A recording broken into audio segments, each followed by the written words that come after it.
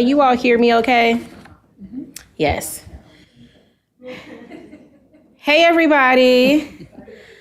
I'd like to call to order the Madison Common Council Executive Committee of Tuesday, June 23rd, 2006.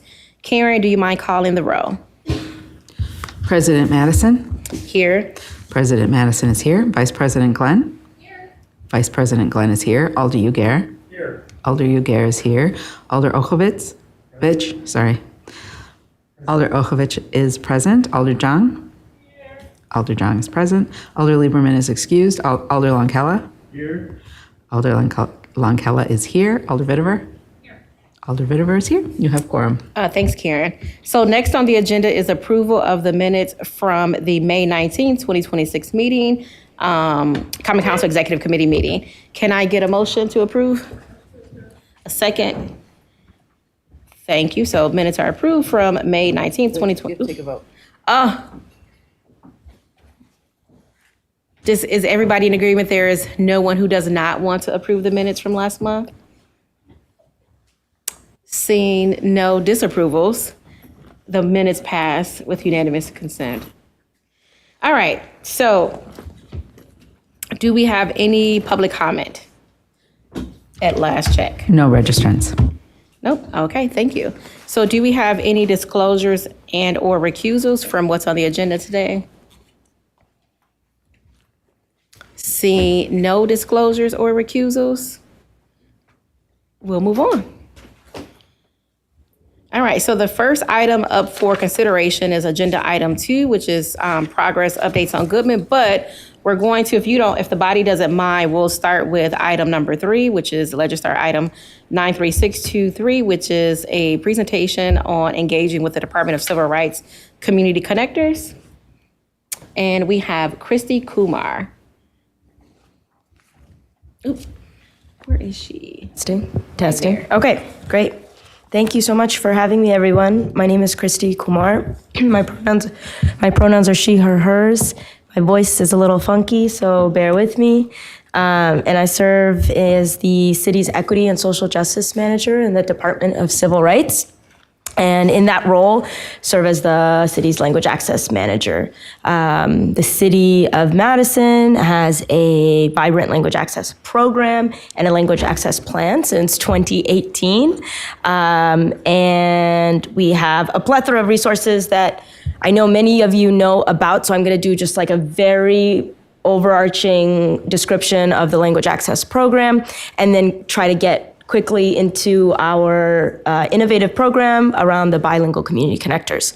So you all have a document either in front of you or attached at Legistar with Karen about language access in the city of Madison. Really what we're talking about is creating access so residents, community members, visitors can meaningfully access all of our city programs, our services, information, but not just access things. Actually inform public decision making. And that's the part that is often lost in the conversation around language access. I think, unfortunately, in the field, it can kind of feel like our focus is to translate a document that someone could read in a language of their choice. But it's not just about translating documents or interpreting a meeting so that someone can be a part of it. It's to listen to what other people are saying, but it's to say, like, how might they inform our decision making as a city? How might they let us know what they need as folks that are a part of key target language communities? So I have next a couple of bullet points about all the different types of things we do, including interpretation, translation, plain language. But today we're really gonna focus on the community connector model. Before I jump into it, I'm remembering I met with a lot of the alders last year and I did like a larger language access training and I gave folks these cards. I don't think the new alders have these and so I have to make sure I get these to you. I don't know if you all enter D or whatever, but I'll work with Karen to get you these. This is a reminder, I'll pass it around and you can see. Alders have access to our language line our phone number. So essentially you would follow a couple of instructions here. You literally just type in 1866. A client ID, you could say Spanish, and then you could be connected with an interpreter in seconds on the field when you're connecting with community members. Department of Civil Rights pays for this service. We pay, this is by like the second, so this is not for a 2-hour phone conversation with a resident, but this is more like, you know, a few minutes to chat with somebody if they have a need, even help them get connected to a different resource. You have a 2-digit agency code. That is not posted publicly, so I'm not going to say that out loud right now, but if you need access to your 2-digit code, just let me know, or I can send you all an email later. So this is just like a reminder about this wonderful laminated card that folks should have with them while they're out and about. Pass it around, but I want that one back. Don't take my card. Okay. I'll move into the connectors and then we'll open up for questions. All right, so the community connectors are a pretty exciting program. They're not new anymore. We're like in the 3rd year. We looked at the city of Somerville and the city of Boulder, were the 2 folks across the country doing something like this. But really, we really amplified the model by hiring folks who are now 90% full-time, basically, employees. We have 3 primary languages in the city of Madison, 3 primary spoken languages: Spanish, Hmong, and Chinese. And so we have 3 bilingual community connectors in each of those language areas who serve as trusted community engagement connectors. They build bridges so that we are actually meaningfully connecting with community members as opposed to, say, trying to get people into a focus group meeting, right? And so something that the connectors each have done in their work is to create culturally relevant access points. So we know that these 3 communities are unique. They're not a monolith. They all have different ways of communicating with one another. So for our Spanish community, Enosh Malrejo has a partnership with La Movida radio show, which is a Spanish local Spanish radio show. And he hosts a monthly radio show segment in Spanish. And you'll see on the document I said, that's actually like some old statistics. So it's actually more than that. But it's amazing. Every month he has a radio show where he connects folks with city departments' work.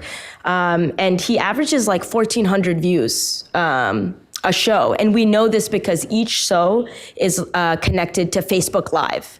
So community members can actually ask questions live during the radio show. And so we ask you to consider checking that out. The Chinese language community has multiple WeChat groups, and through those multiple groups, the connector reaches probably over 1,000 community members and shares a lot of resources that way, as well as a Chinese language YouTube show. It's like a sub show of the city's YouTube show. And that just got started. We have like 10 up postings, and so we're getting some traction there. And the Hmong the Hmong Community Connector has a WORT Hmong radio show, as well as a Facebook page. Okay, I'm trying to wrap it up. Some key successes I want y'all to know about of the community connectors. I think about our Hmong Community Connector when Metro was doing its redesign process and they were in conversations with our connectors. They said, how, might we connect with your populations? And our Hmong Community Connector said, well, Hmong elders aren't getting on the bus. I can't even ask them what they think about the bus because they're not getting on the bus. So having a focus group meeting about the bus isn't going to help. But you know what I can do? Why don't I host a field trip where I ask Hmong elders to meet me at the Hmong grocery store that I own. I'm going to get them to meet me there. I'm going to work with Metro to get free passes. And then I'm going to have a tour completely in Hmong where they can feel safe to get on the bus. So if you look at your packet, there is an adorable picture of some Hmong elders on the bus on the top right photo at the very last page. And that was literally like 15 folks, and they said they never, they've lived here for however long, never gotten on the bus. So this is what we're talking about when we're saying trusted messengers in language communication. Nobody had a interpretation headset for this experience, right? It was all in language led by the connector. And I asked her, how many folks did you know? She said, some of them I knew, some of them I never met before, that showed up outside the grocery store to meet up for this exchange. And there's so many other success stories. I think about Enoch Malarejo. He's on the radio show. He was on a radio show with Mayor Satya Rhodes Conway. And the next day, the fire department reached out to Enoch and said, hey, we're going to do some emergency communications work with with a community that's, like a mobile park home, rather. And they said, can you just come? Because we think there's going to be some Spanish residents there. He walks up to this mobile park home and they go, that's Enoch Malarejo. And they were like, we saw you on the radio last night with the mayor. Already had the trust. So you have these city officials that come into a mobile park home that doesn't scream like historical trust. And they said, can you just come? And he happened to be on the radio last night with the mayor. So these are the types of connections we're trying to build. And we're really thoughtful about when the connectors go on their platforms. It's not, hey, come to a focus group. It's, hey, did you know that youth, folks with disabilities, seniors can have half-price fare on the bus? Like, we're trying to tell them about the amazing resources the city has, that information hasn't gotten to them. That's what we're trying to really focus our information on when we go out into the communities and share resources.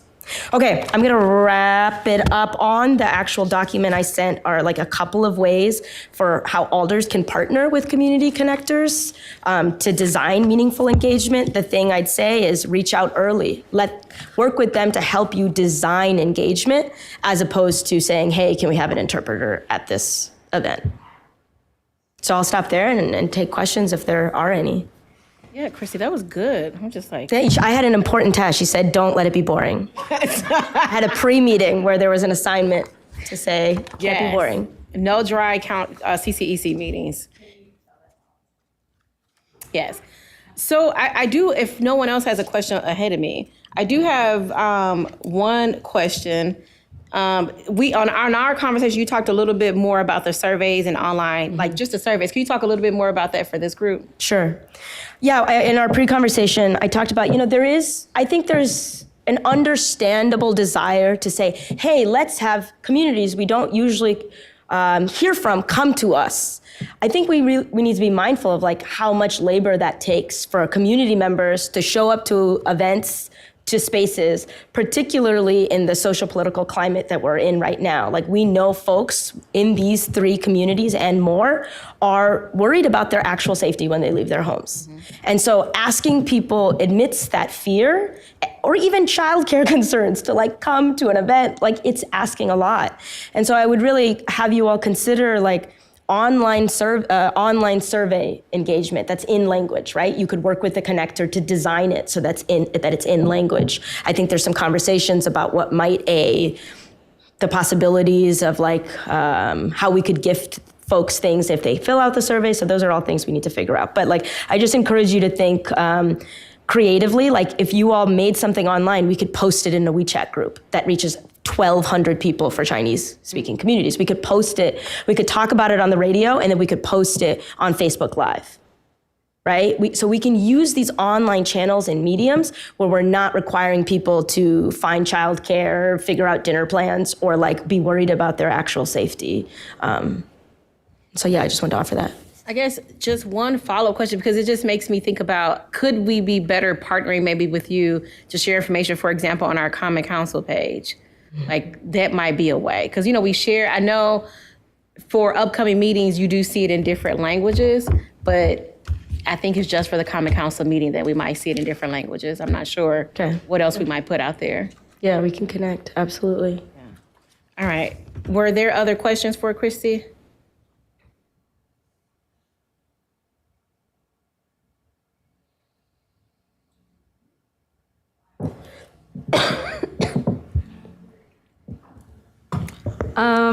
So besides the current community connectors, are there other like sizable language groups in Madison that maybe aren't being served? Yeah, it's a great question. We are actually, I'll put it out there, that we have a language access plan from 2018, and we are updating the language access plan. That's forthcoming for 2026. And so we've pulling a lot of good data out of the ACS survey, which is, it's imperfect, and it's what we have to rely on. So out of the ACS data, those are absolutely the top groups. After those three, you see like a reduction in number. There are large language groups, say like German, but that doesn't mean that there's a high percentage of speak English less than very well, which is how the ACS survey represents it. Now, we can also look to City of Madison's call utilization rates. So as I mentioned, any community member can call any city department and then get connected to a language line interpreter, and we track what languages are coming in based on those. And so one of the key kind of language populations we saw recently, which based on socio-political climate, is like Afghani refugees. You know, we saw an influx of that. So we see these numbers at different rates, but the Spanish, Hmong, and Chinese are absolutely at the top, and then the rest are at a much, much lower percentile. But we do track it by ACS survey data and language utilization phone call rates. And then also just want to put it out there that ASL is like the second most requested interpretation language at the city. Thank you.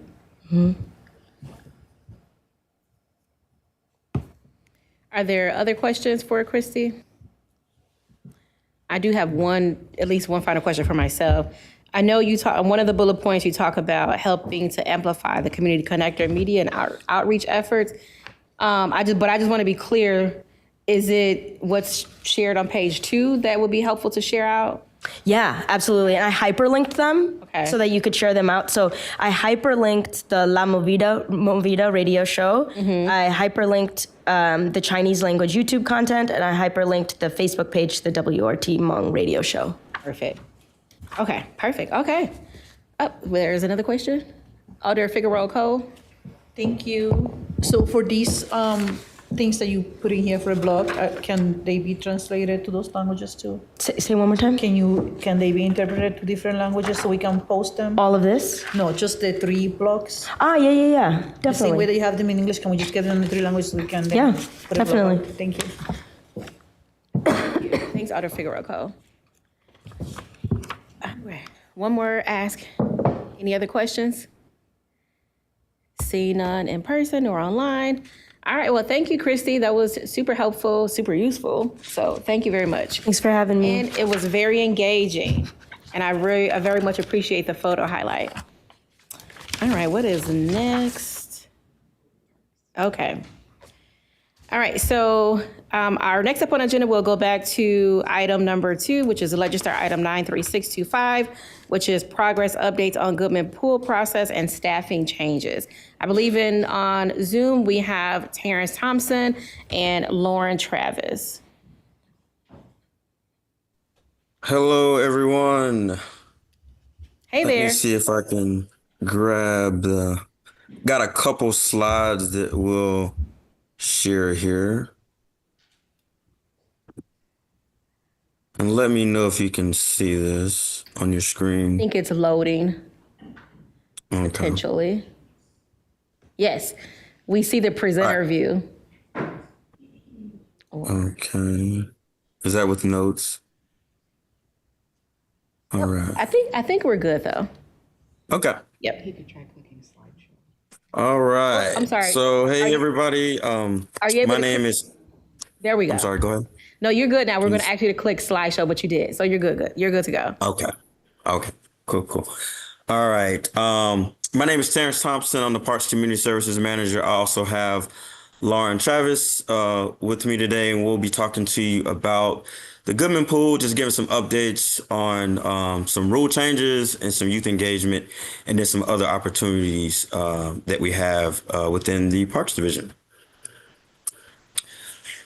So I'll sort of talk about changes from 2026. I'll start by going back to 2025 and talking about some community engagement that the Parks Division initiated. This was a result of some increasing behavior challenges that we were seeing with youth from the previous summer. So the summer of 2024, where staff were growing concerned regarding behavior situations that they were seeing out at the pool.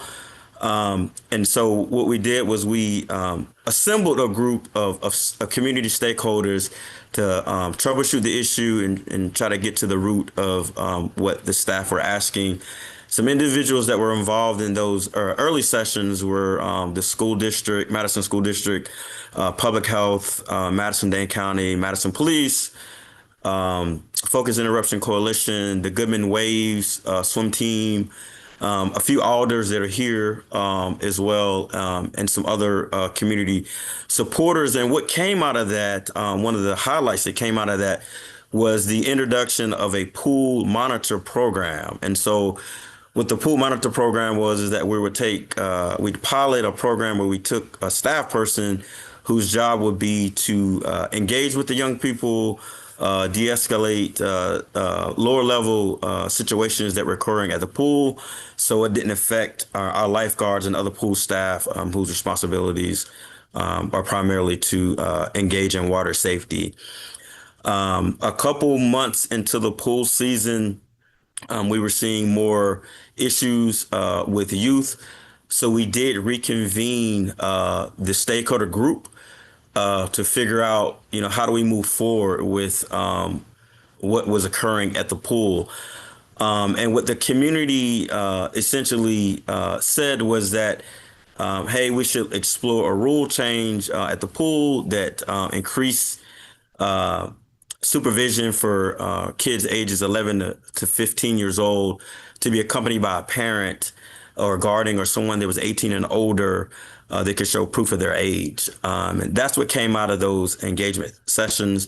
That was ultimately passed along to the Board of Park Commissioners, who on July 9th passed that rule that ultimately went into effect last season. And so as per that rule change, it also required individuals with the ages 11 to 15 to have a waiver on file. So if you signed a waiver and have that waiver on file, you no longer needed adult supervision to come to the pool. And this rule supplemented an existing rule that we already had that required children ages 10 and older to be accompanied by an adult. So what are those rule changes? Basically, the rule changes now require for 2026 that individuals sign up for an account through our RecTrack software and sign a waiver. And so the waiver pretty much sets expectations. Individuals are acknowledging the rules to use the public pool. That's all the waiver really is. And they also have to have a photo taken. This also helps us increase safety at the pool as well, because we do have other situations beyond conflicts with youth that having up-to-date information is good for us to be able to contact parents if we need to get a hold of them for other situations that take place at the pool. We also remodeled our scholarship program a little bit to align with a new discount program that we've rolled out called our Qualifying Discounts Program that ensures a more equitable distribution of our limited scholarship funds that we get from the Madison Parks Foundation annually. And for groups, they don't have to fill out the waiver for every single participant because we have a good amount of community centers and groups that come in groups to use the pool. We only require just the main point of contact to have that waiver and photo taken. So what are some of the impacts of the waiver change or the waiver policy? We had 6 pop-up waiver days that we hosted before the pool opened, where we invited the community in to assist individuals who may need help with accessing the waiver. Those went well. We also have a separate line at the pool that's staffed with pool staff to help individuals that show up that haven't filled out the waiver. We have staff available ready to assist them. And we have, I know on the first day and the first couple of days, we did have some longer lines as we kind of navigated through that situation. But overall, we've been able to get over 3,100 waivers completed and filled out to this date. The pool opened on June 12th this year, and the pool will be celebrating its 20th anniversary on July 17th. So we're looking forward to that day of celebration as we celebrate 20 years of the Goodman Pool being the city's only public pool. And with that, I will hand it over to Lauren, who can talk about youth engagement at the pool. Thank you. Hello, everyone. Did My the name is slide Lauren. change, by the way? Yes. it Okay, changed. good.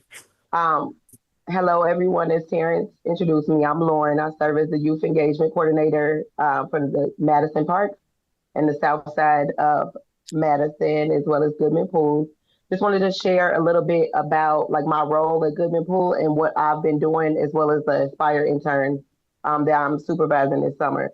So right now, what this currently looks like is a lot of relationship building. I've been taking a lot of time to visit the community, learn a lot about the community, have some understanding for like the spaces and figure out like what's going on in those spaces and where there's a need with the kids. At the pool, this specifically looks like checking in with the kids, asking them how their day is. There are like areas that they showed me when I first got to the pool that was like a really tough or hard area. I can like frequent that area. That's my favorite spot to be. I got a little chair over there. I like frequently walk that area. What I've been seeing is the most part about that is like kids just want to feel like seen and connected. I've seen a lot of kids that have come like from the communities that I've worked in. So that's been really nice. But right now my Aspire intern as well as myself are working on like some structured engagement where like those kids that are showing up that don't want to swim, that are staying in there, you know, they ski mask and they like fully dressed and it's 90 degrees or it's really hot outside. We're working on have like a plan where we have basketballs and jump ropes and things to do with them outside of that, like that pool area so that they want to, you know, participate. Or sometimes kids just need a space and they didn't want to just stay in like their community. And with this being the only pool, we're coming up with that structured engagement for them there. This summer, another thing that the Aspire intern and myself have been working on is like capturing like youth voice. So part of like those check-ins that I'm doing with the kids is asking like, hey, I see you're not swimming. What is something that you do want to do? And I'm trying to plan accordingly with that. And for coalition building, this has been like one of my favorite parts so far. I've been meeting a lot of different like partners in the communities, learning what is currently existing, what is not existing, like trying to see like where that gap lies. I have met with like public health of Madison and Dane County, like their Office of Violence Prevention. I just recently met with Commonwealth Development. We had Legacy Protection Services reach out to us.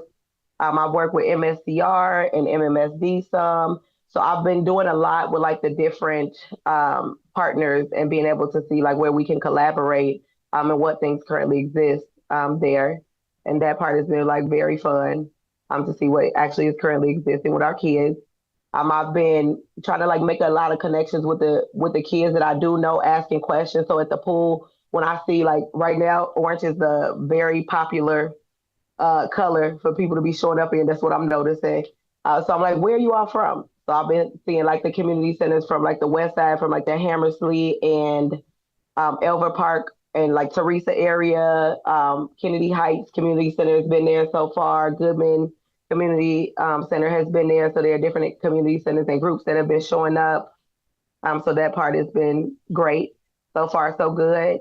And then as far as my work plan goes, my work plan heavily focuses on like relationship building, some community outreach, violence prevention aspect, as well as like youth engagement and program development. So I started April 27th. So at the end of April, I have currently established a youth engagement presence at Goodman Pool. I've built some relationships and numerous like community partners there. I have participated in violence prevention planning and like collaborative efforts there. I am getting ready to launch like our first summer nights at Wright. So this was our focus for that Park Cedar community and those kids that attend Wright Middle School as well, because they have that big complex with not much to do for the kids. I checked out the space. There's not like much green space around it. There's not a park near it. The kids will have to cross Park Street. So we're getting ready to start summer nights at Wright, which we'll have our first one this upcoming Thursday, where we'll have music, creative arts, We will have a live DJ. There'll be some sports going on, and I have volunteers that are coming from the community. Like one of the prior coaches that I've worked with, he's come to volunteer time to play sports with the kids. And a staff member from MMSD is volunteering to do our first creative arts project is positive name graffiti. So it's where the young people will either draw, paint, use stickers to like put their name in the middle of their like poster board. And around it, they can either, like, if they feel comfortable enough, they can share with us the history of their name. And then once we do that part, they'll go around, other kids will go around and put like positive affirmations or a compliment and things, and we'll create this graffiti for them to have like positive graffiti and be able to take that home with them. So we'll have that going. Summer Nights at Wright will go on until July 30th. So it'll be every Thursday until July 30th. So that's been part of the work plan that I have. I've worked with aquatic staff or like the Goodman Pool staff to support a positive and welcoming pool culture. So those parts, just checking in with the lifeguards, checking in with the staff. I attend their managers meetings. We talk, about like, I'm bringing awareness about like things that I'm noticing, and that's been received well. I've supported some community outreach. So like the waiver part, what Terrence was just sharing about like the waiver part, I had a heavy focus on that when I first got here to help families and things. I went out to like all of the middle schools, all of the high schools, and like the surrounding elementary schools that were near Goodman Pools, and gave them like the flyer for the waiver days, and supported that work. When I see like the line is really long at the front, my internals like stay inside of the pool gates, and I'll go outside and help with that process too, because I have been a part of that since the beginning. And yeah, I think that my reflections for the first 2 weeks is what I'll say is like what Terrence said, like there was like a slight focus on like what took place on opening day, like a little bit at the pool. But what I've noticed is that the biggest things that I've seen with the kids is they are there having fun. I've not like seen like a huge group of kids not coming there to swim. We have like a couple kids, and I'm checking in with them, making sure they're okay, making sure that they have what they need. It's been going pretty well. I noticed that kids, like we have an uptick, or like, so open swim starts about 1 o'clock. So Monday through Thursday starts at 1 o'clock. What I'm noticing is that kids typically are coming after like 3:30, 3:34-ish. That's their time frame. I don't know if it's the bus schedule or they're getting out of summer school. I'm not sure, but I've noticed like more kids are coming during that time. But we've done a really good job of like building relationships. And I think me being like strategically in certain spaces where like lifeguards are close as well as the kids, it's like helping the lifeguards feel more comfortable with the space as well as like the kids. Like everybody kind of feels like okay with what's going on there. I've spent a lot of time like listening, learning, asking who has to take the swim test, that sort of thing, like what does this mean? What does this mean? What does this whistle blow mean? So that I can go and like have conversations with the kids so they understand the expectations at the pool. So I've done a lot of learning what a single whistle or double whistle, triple, like those different whistles mean at the pool. And like the last bullet has here, Summer Nights at Wright, I can explain what's going on there.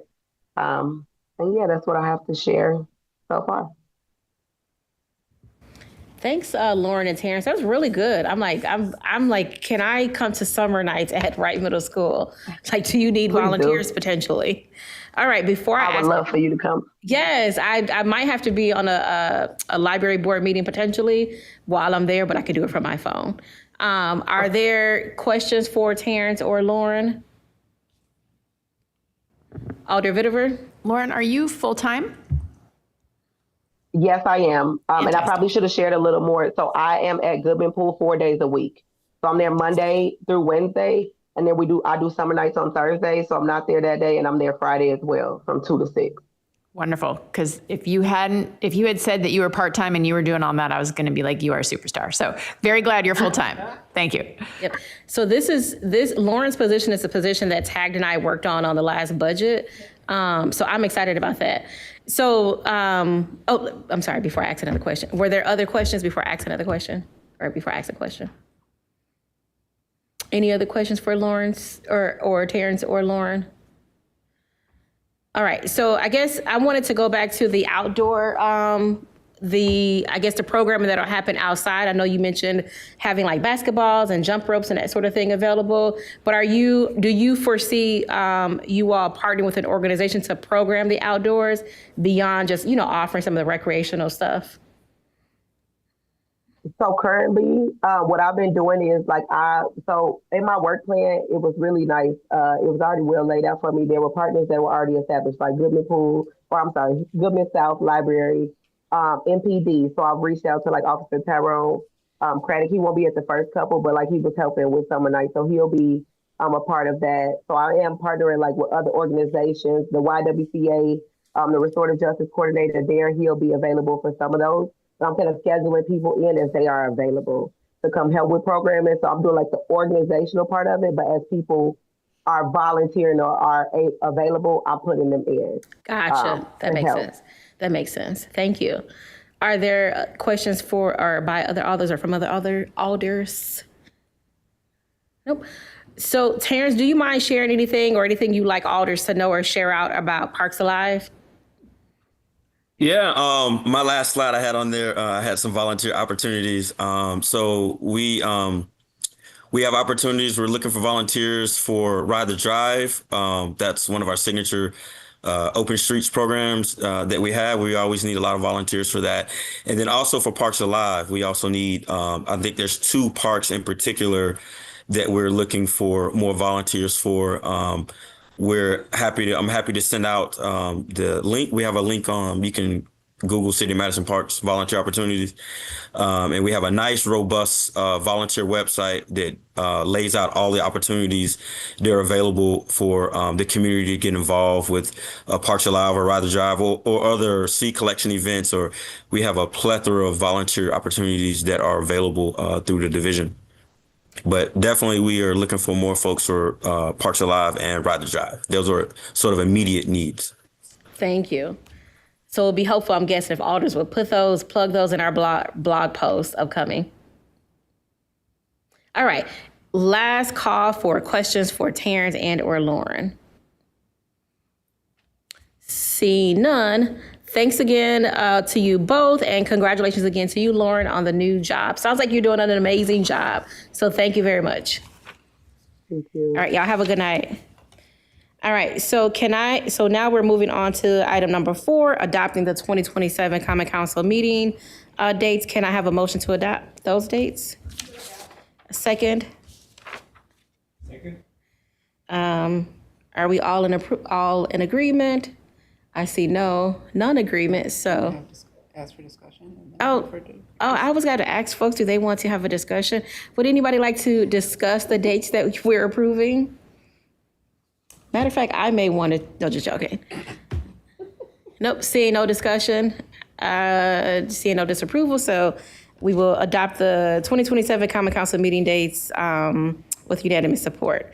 So item number 5, I want to check on Alder Potts updates for anybody who has anything they'd like to share. And it looks like Alder Field actually would like to give an update on how he and Will's learning pod is going. So I think we have Alder Field online. I'm gonna ask to unmute. Hello, can you hear me? Yes, we can. Okay, good. Yeah, so Will and I had a chance to meet over Memorial Day weekend. We chatted about the topics that were suggested for the Alder Pod, this first round of discussion, and walked through kind of how each of us approaches the 3 topics.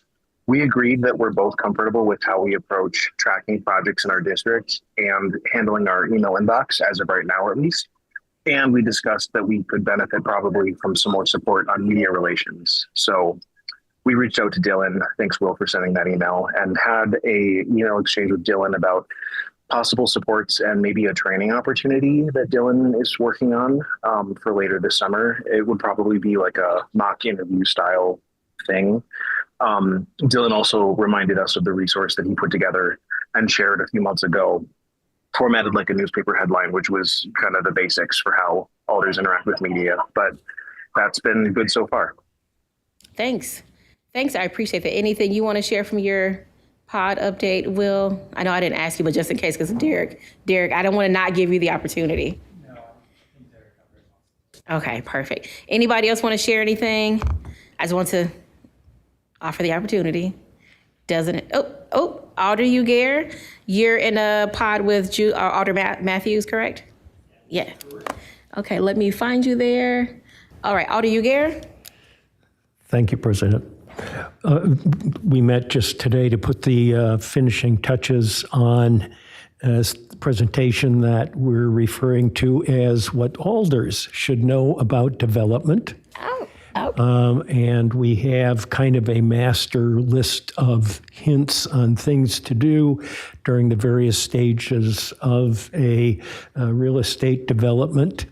One thing that I should probably talk to you and Karen about is we're kind of imagining part of this being interaction among us on the kinds of things that residents may say to you, some of which have actual answers and some of which really it depends on how you feel about a particular development or how to refer to some of these things. But we ought to talk a little bit about that because some of them are a little spicy in terms of what we've experienced, and just kind of set the rules about how we do it. So kind of a bunch of details and then a short slideshow just to pick the major parts of it, and Yeah, then I love it. do our little exercise and so forth. And I also heard through Karen that you've got some interest in exploring TIF financing as well. We'll touch on that briefly with the details we have, but we're starting to work on putting together a more complete presentation. I want to get some additional information from economic development to put in there, but there's quite a bit that's out there. We're just trying to refine that down to something that would be useful for alders. Oh, wow. Well, you all have elevated the game. Did you want to add anything, Alder Matthews? I think John covered it pretty good, or Alder Ugair. Okay. Thank you. Well, thanks, John. Alder Ugair, I appreciate it. I appreciate it. No, that's really dope. Now I'm excited because at least thinking through the questions, that we get and sometimes how to approach that, and especially for some of us whose districts might not be as development heavy, but will become more development heavy over the next couple of years. I think that'd be very helpful. All right, anyone else? I don't want to leave anyone out. Okay. Well, thanks, Alder Fields and Alder Ugair, for the update. Greatly appreciated. So item number 6, fee 6. Oh my goodness, y'all, I'm so out of it. But feedback on budget engagement events. I think this is really for you all to share out, especially with Dylan and Sam, on your feedback from the engagement events. At least the one that I was able to attend, I think it went really well. There were a lot of us there to share the microphone, which was fine. The attendance was maybe 25, 30 folks at most, maybe. There was good food, but I do think the questions were pretty good. It did not seem, I think there was just one speaker at the end where I was trying to tighten it up to try to get her question answered with everybody else. But I think for the most part, everybody was able to get their question asked and answered. But if anybody has any feedback they'd like to share now, or please, I encourage you to send it to Dylan and Sam if you've not done so already, to prepare for the next one, which is tomorrow. Yes, tomorrow evening. Is it La Follette? Warner Park. Warner Park, North Side. Okay, that's that. Don't see any, Alder Ugair? Just, I wanted to add that I thought, we made some minor adjustments from how we handled them last year. I think it was improved. Rather than have Director Schmidicke answer all of the questions and how some of them get asked, I think it just worked better. Yes. To have this format where alders, it was good practice for all of us as well. And if you haven't had a chance to be to one of these yet, and the one that was going to be at Memorial High School had to get rescheduled for the rain, but will happen in July. But the more of us that answer parts of these questions, I think the better it works out. And it seemed that starting with all of the agency tables to answer questions is also a great part of the format. Yeah. So congrats to Dylan for all the work that went into that and all of the participating agencies. Yeah, it definitely felt less tense as previous years.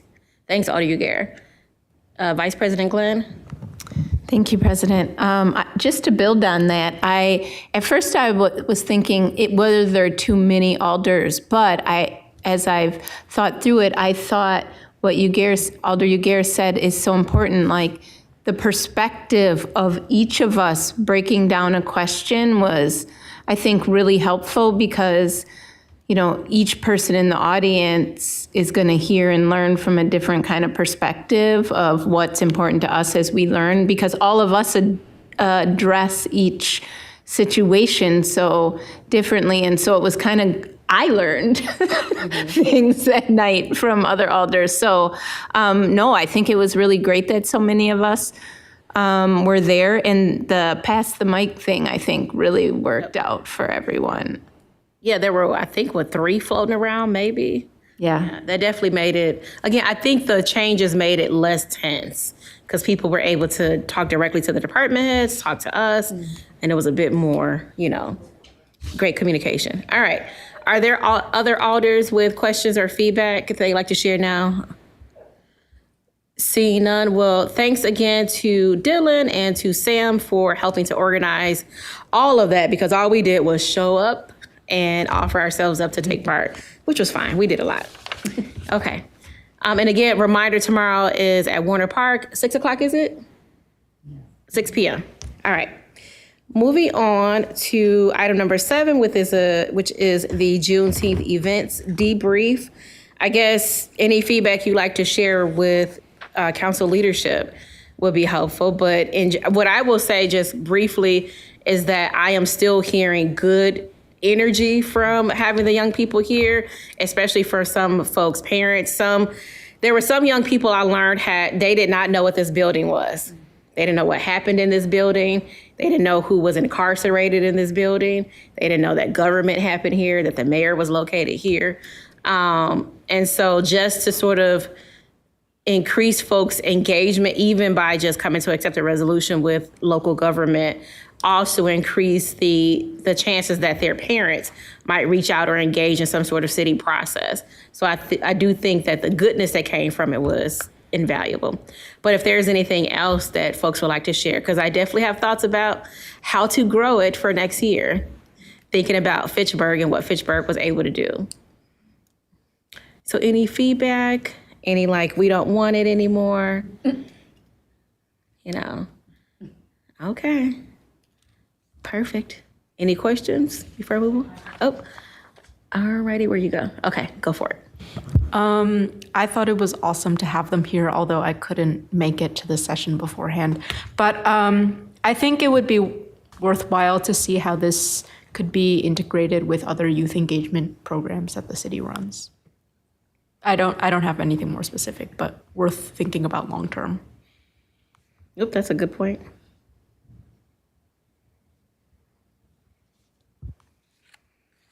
Perfect. All right. Oops. Alder Okowicz. One idea I actually got from the mayor earlier today would be more youth engagement with Commonwealth Development's Youth Advisory Board. Actually, one of the things that we learned in Germany is that apparently they don't take public comment at their council meetings. So interesting. 2, they have 48 counselors, but the more relevant one here, a lot of interesting things that we learned from Freiburg. More relevant here is that they have a specific committee that is just for youth. And while I don't think we necessarily need a committee just for teenagers, I see that look. I know, because I'm just like that. I do think we need more youth engagement, and I think working with the existing youth advisory board could be a really good opportunity without needing to facilitate a whole new committee or anything like that. Well, I'm putting down follow up with Will to learn more about that discussion. Thank you. Alder Zhang? I think it might also be relevant to talk to the county because they have a youth commission and staff, I think, who assist with the youth commission.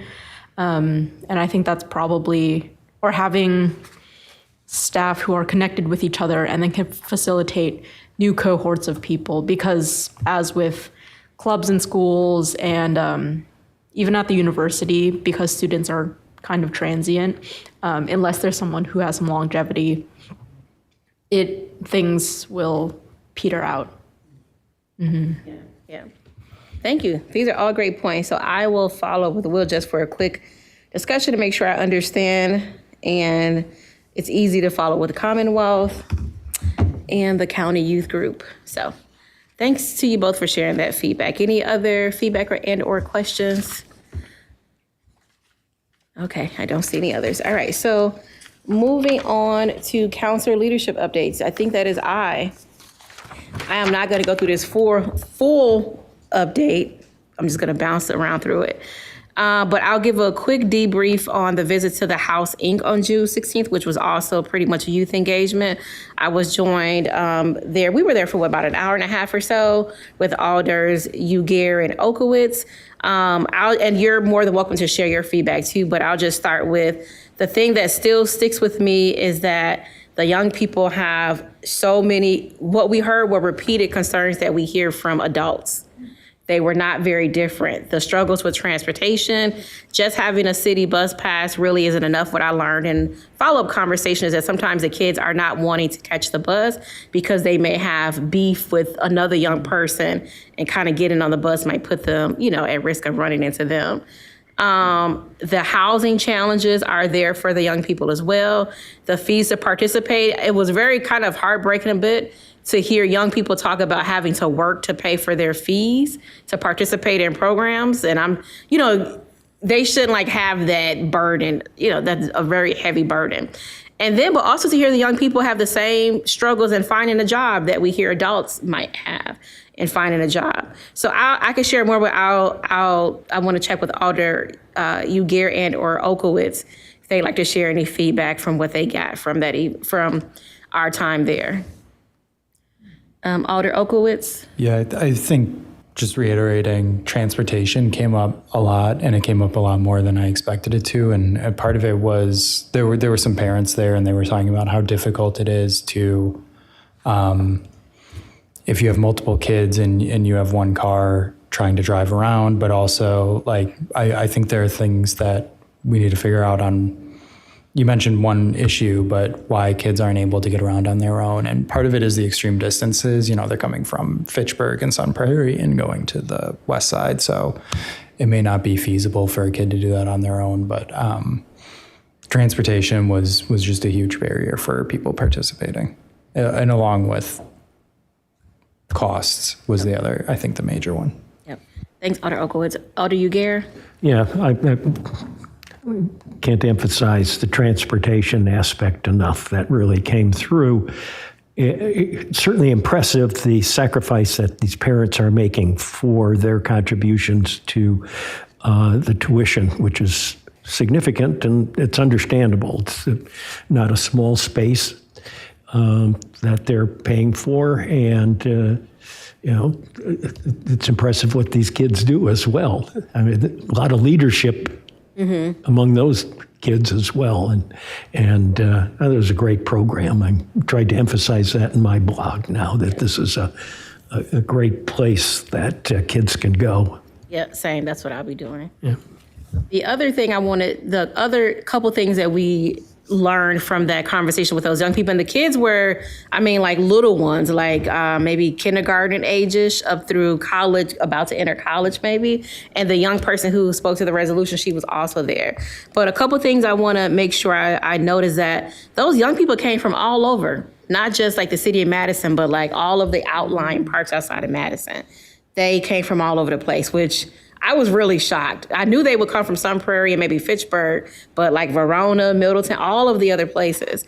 And then there were two stories that they shared with us. There was a young man, or maybe a freshman or sophomore in high school, Yeah, and he shared a story that that I want us to be mindful about as we're thinking about budget decisions too, and how we think about what the city supports and how we, in the coming years as CDD looks at their funding, is this young person, like this is a program, like we need to be thinking about what we're currently funding and what we traditionally haven't funded and how we might shift that eventually, because this young person is coming to this program. This program is actually working and keeping him out of trouble. But when he could no longer, I think, either afford it and the transportation became an issue, he got into with the wrong crowd. He ended up, I think, still in the car, ended up on the news. And it seems like they were like, we're not going to have that. And, kind of probably put their arms and figure out how to get him back.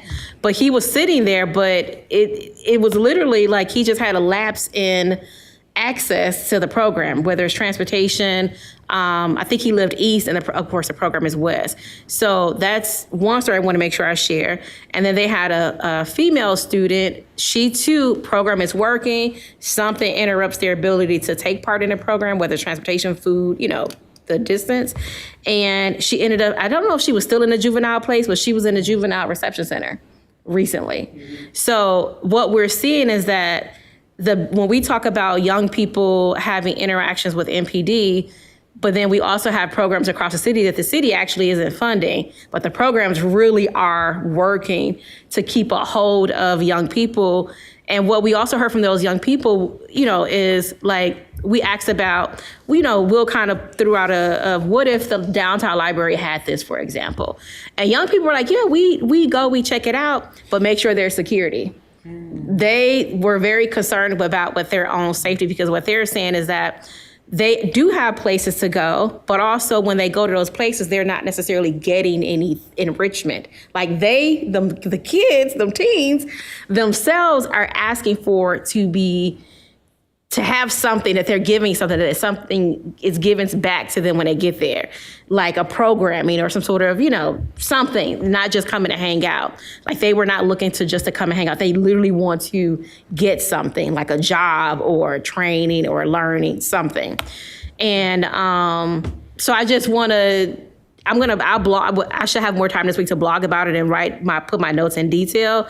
But I do think we need to be mindful about, as we go into the next budget season or two, and we're working with CDD on what we think about young people needs are across the city, that we share these discussions with them to think about what we're supporting and what we're not supporting, because these kind of programs are not receiving, these are not city funded programs, but they're really working to keep young people. Also, my last one, sorry. We learned about a program called Bootstrap, where this program named Bootstrap, an old school program, I guess, and the young people were given a check for participating. There was like homework help, lunch, all kinds of things. And there were young people talking to us, talking about their very much needing money. So I asked online who knew about this program, and tons of people knew about this program. And it seems like the person who found it passed away. I'm not sure when she passed, but from the comments that I heard online, it was a very successful program.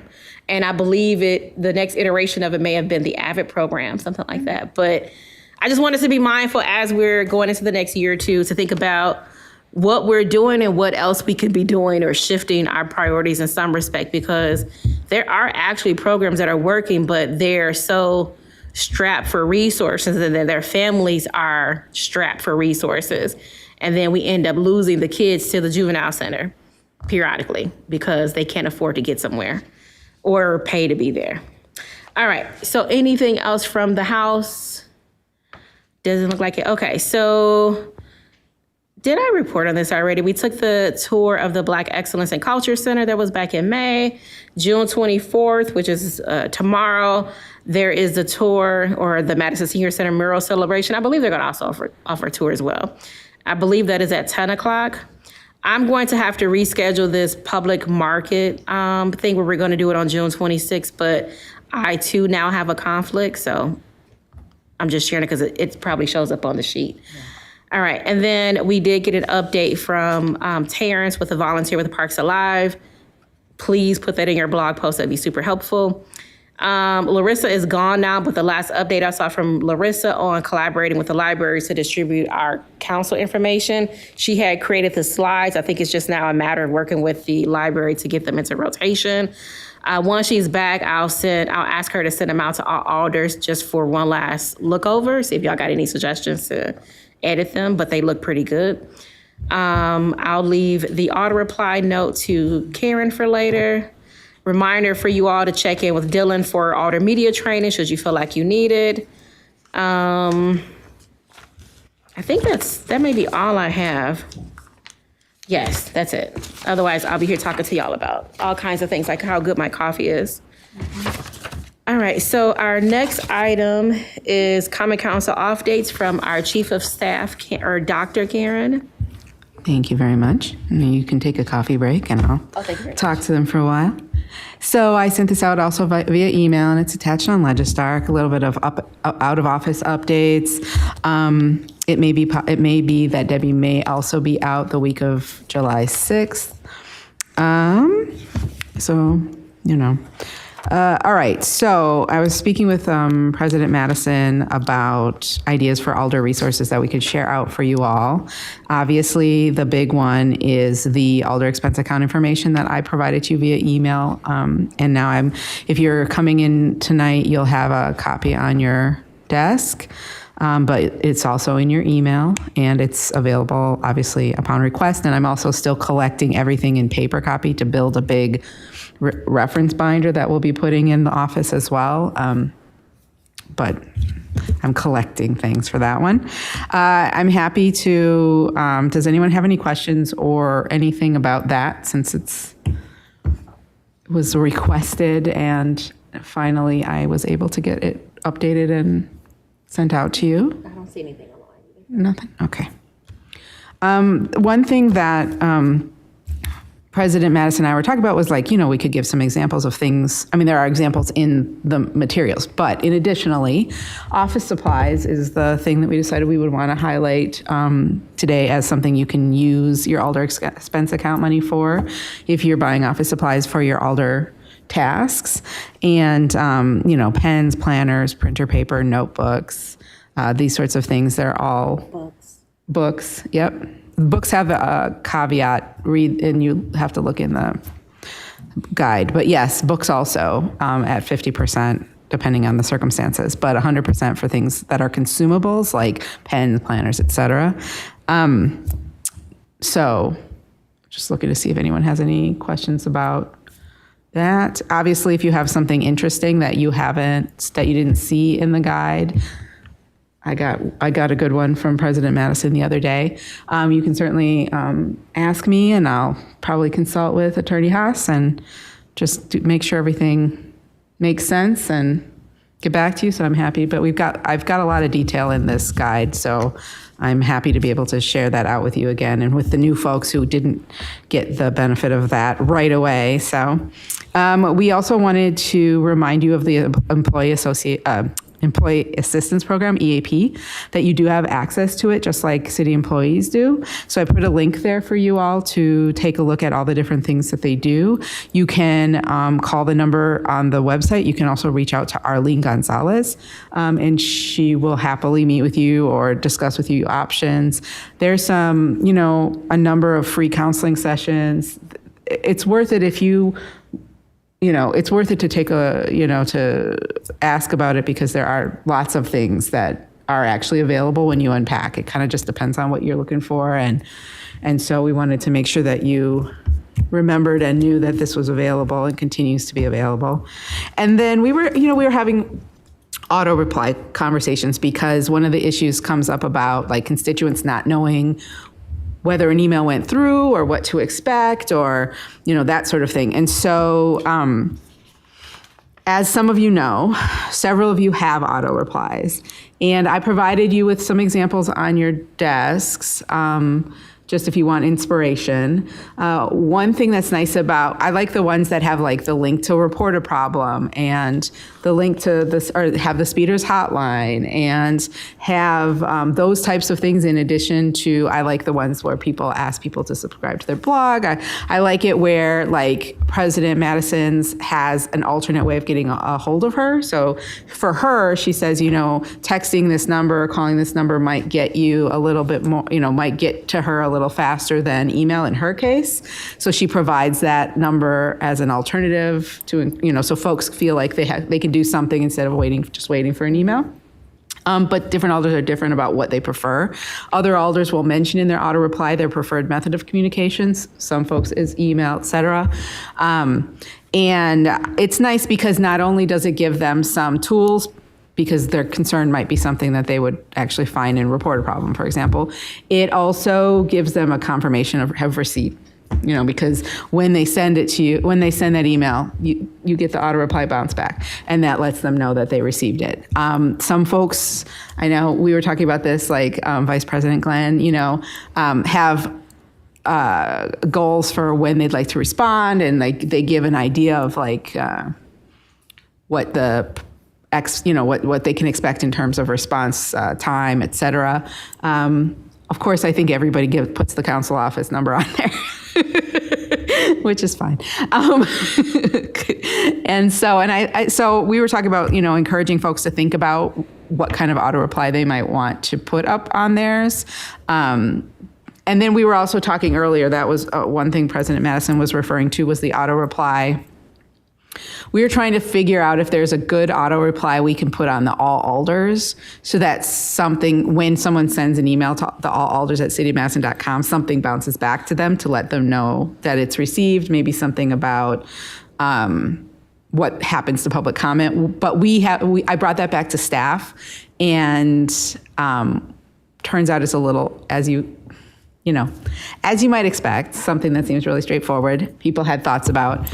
And so we haven't agreed on a language for that. And then we were also thinking about that for the council inbox. And Debbie pointed out that the council inbox is actually quite different from the all alders email. And so anyway, in classic fashion, the simpler the ask, the more elaborate the preparation is for figuring out what to do. But it's something that we're thinking about just to help people understand a little bit more about what happened now.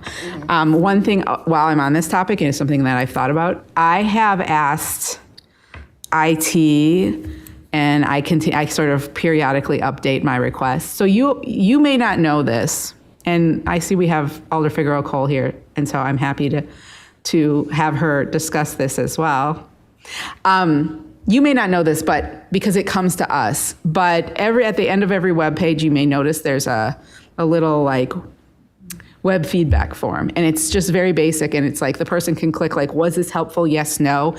If no, then they write their feelings about, well, they can write something regardless of yes or no. But the thing about these, they were going to the alders directly.